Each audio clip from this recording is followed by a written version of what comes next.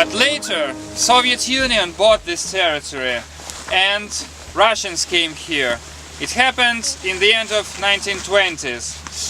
And Russians came here and slowly started developing the coal mining infrastructure.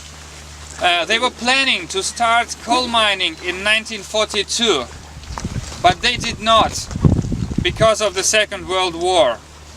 When the war happened, all the population of Pyramiden was evacuated back to the mainland, and the village was burned down by Russians because it was very important not to allow Nazis occupy Pyramiden and convert it into a military base.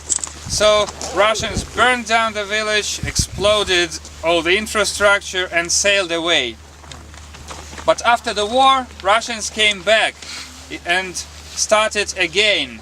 It happened in 1946. And it took them 10 years to restore all the infrastructure and to build a new village. And coal mining started only in 1956. And since that moment, Pyramiden was constantly increasing and more people were coming here to work. First it was a wooden settlement, but then later these huge brick houses were built. Well, and people who lived here, they were really happy to be here, because Pyramiden has always been was always opened for foreign tourists, and Soviet government could not miss this chance to show the world that communism is better. And the government was interested in keeping Pyramiden in perfect conditions, and the salaries were much higher than on the mainland and the supply was very good, but it lasted only until 1991. When Soviet Union collapsed, everything changed.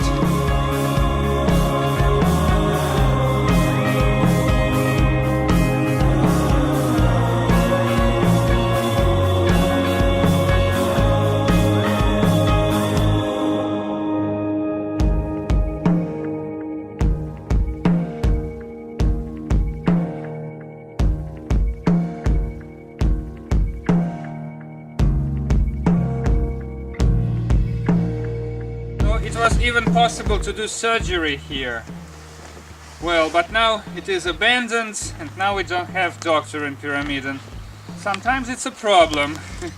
Because for example, last year I had a terrible toothache and I didn't know what to do. Finally I went to Barentsburg.